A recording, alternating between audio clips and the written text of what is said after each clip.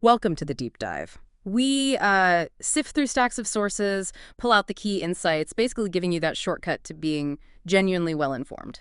Today, we're tackling a question I bet, well, a lot of you have probably asked if you've put content out there. Is my channel bad? We're going to dig into the metrics, the numbers behind online content performance, especially places like YouTube. And then we'll uncover this really surprising perspective shift. It could honestly change how you think about your whole creative process. Exactly. We're going to explore what those numbers really mean, how you can interpret them for what you want to achieve, and crucially, why some content, even if it looks like it has low engagement right now, might actually be incredibly successful in a totally different way. We've got some fascinating data points and, yeah, a pretty radical reframe for you. Okay, let's unpack this then. When people talk about a, successful channel, what are the actual key performance indicators? What are they looking at?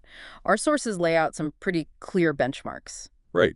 We're mainly looking at three key ratios. First up, there's the subscriber to video ratio. This is basically just your total subscribers divided by the total number of videos you've uploaded. It varies wildly, I mean really wildly across creators. Could be 0.7, could be over 130 subs per video. Sure. Honestly, it's more of a loose indicator of your channel's growth history rather than like current engagement. Ah, okay. So less about now, more about the journey to get here. Exactly. Then maybe even more telling is the subscriber to view ratio. Yeah. Sometimes people flip it, call it the view to subs ratio. This measures how many of your actual subscribers are watching each new video. Benchmarks suggest somewhere around 8 to 14% engagement from subs per video is, solid. And hitting 15 to 20%, that's often seen as pretty ideal. 15 to 20, okay. Yeah, like there's a tool out there that expects about 14%. So, if you have 1,000 subscribers, you'd maybe expect around 140 views per video just from them. And we've seen creators over on Reddit reporting averages, maybe closer to 10%. Okay, so that number tells us if our core fans are actually tuning in. Got it. And the third one? The third is subs gained per 1,000 views. This is basically your conversion rate. It shows how good your content is at turning someone who just stumbles across a video into, well, a loyal subscriber. Marketing sources, they tend to suggest an expected conversion around 0.3 to 0.5%. So that translates to maybe 3 to 5 new subscribers for every 1,000 views you get. Right, 3 to 5 per 1,000.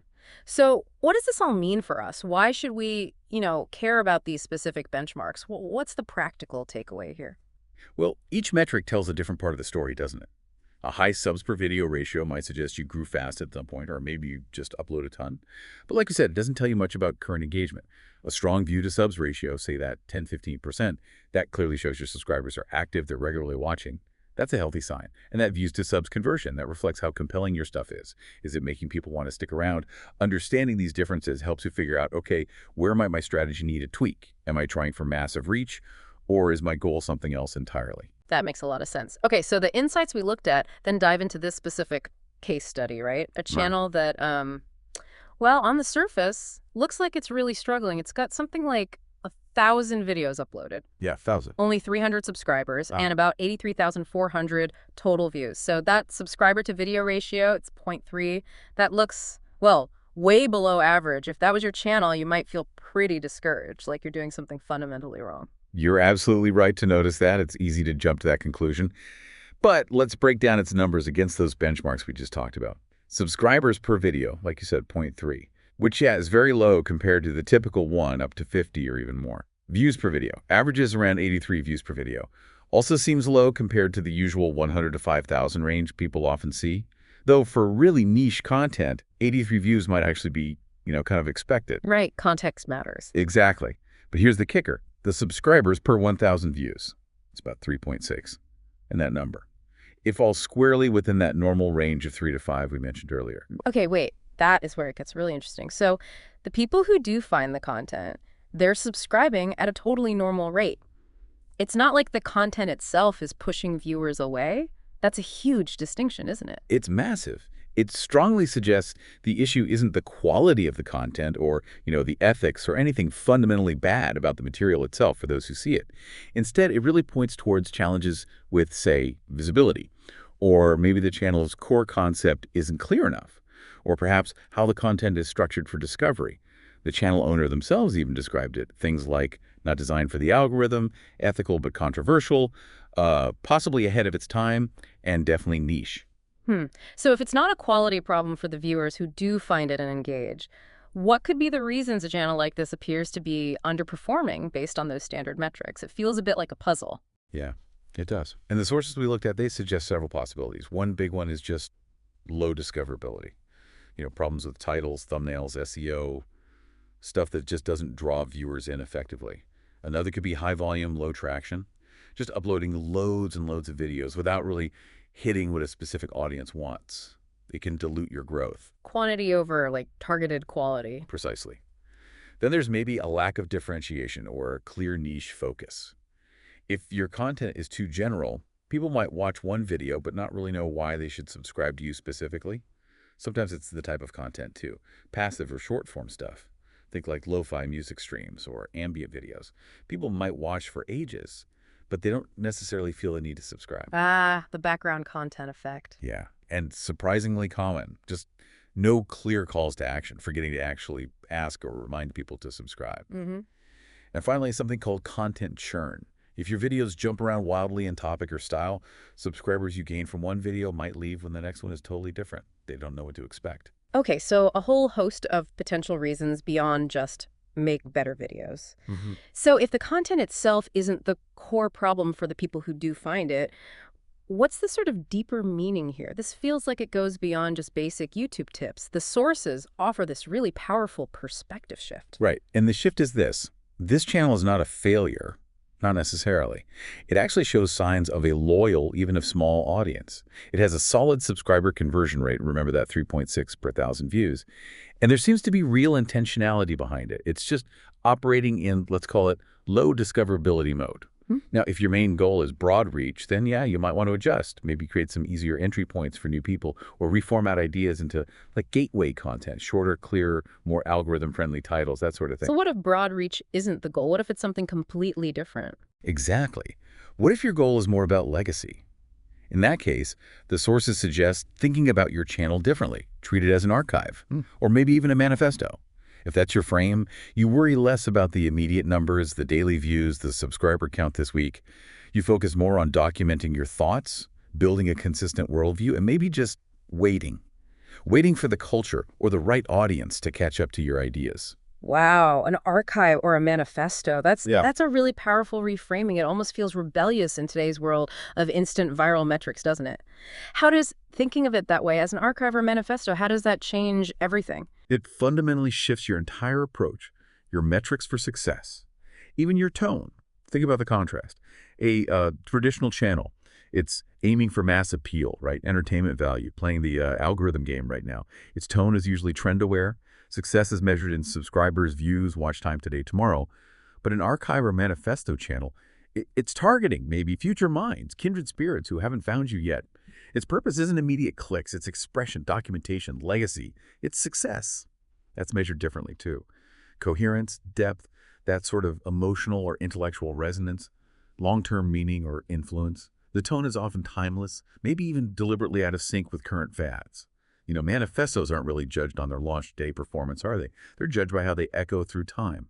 This approach, it creates, as one source put it, a lighthouse, not a billboard. I really like that. A lighthouse, not a billboard. That resonates.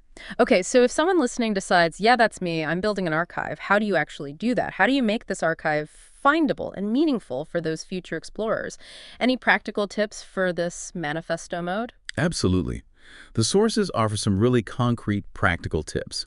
First, pin a video that clearly explains your mission. Frame the whole channel right up front. A message like, look, this isn't a place for chasing trends. This is a record of thought. If that connects with you, stick around. Second, create a digital index. Use your playlist strategically, like chapters in a book, on ethics, exploring X concept against the algorithm, make it navigable. Like building a map for your ideas. Exactly. Third, be unapologetically timeless. Resist that urge to jump on every trend or use those clickbaity titles and thumbnails, unless, you're doing it very intentionally to make a specific point. Your content should feel relevant years from now. Fourth, leave breadcrumb trails. Use annotations, end screens, maybe even comments in your own videos to link related themes across your work. Guide people deeper. And ultimately, the mindset shift is key. Think of it like planting a time capsule. You're not just shouting into the void hoping for viral fame today. You're carefully, meticulously leaving a trail for someone who will genuinely need what you're offering, whenever they might find it. Planting a time capsule. Okay, so if we zoom out again, connect this to the bigger picture, what Yeah. does understanding this tell us about just the nature of creating stuff in a world that's so obsessed with metrics, with Mm. now? Yeah, it leads to some pretty profound reflections, I think. First one is, not all creators are meant to be broadcasters. The whole internet ecosystem often pushes us towards being loud, optimized, algorithm-friendly. But what if your natural role is different? What if you're meant to be more like a scribe or a cartographer mapping out ideas, or a philosopher leaving footnotes for a future generation? Seen that way, low numbers aren't failure. They might just be a sign that the world hasn't quite caught up to your particular angle yet. That takes so much pressure off, doesn't it? It really can. Second big reflection. Archives resist the present, specifically to serve the future. Most people create to be seen now, but an archivist, they create us so that something meaningful will exist when other people eventually go looking for it, maybe when they're tired of the noise of their own time.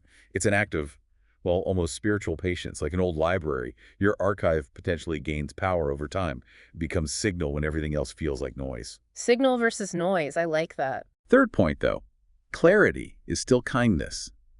Even if mass appeal isn't your goal, don't confuse being niche or deep with just being confusing or opaque. A manifesto, even a complex one, needs to be framed well enough so others can actually follow your thinking, join your mental path.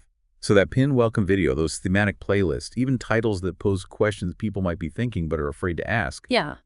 those things are still really important for an archive, too. Right. You want the future explorers to actually understand the map you've left. Exactly. And finally, maybe the biggest takeaway, success can be a legacy word, not just a metric one.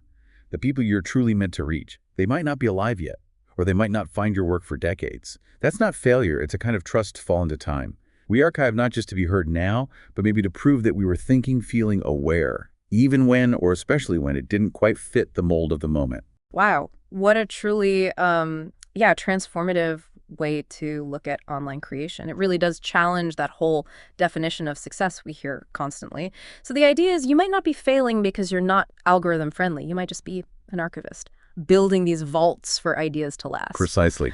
And maybe that leaves us with this final thought for you to just, mull over.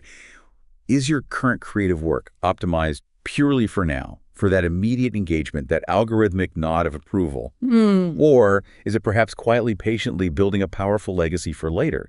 And how might shifting that primary goal from broadcasting to archiving, how might that change absolutely everything about what you create and how you decide to share it with the world?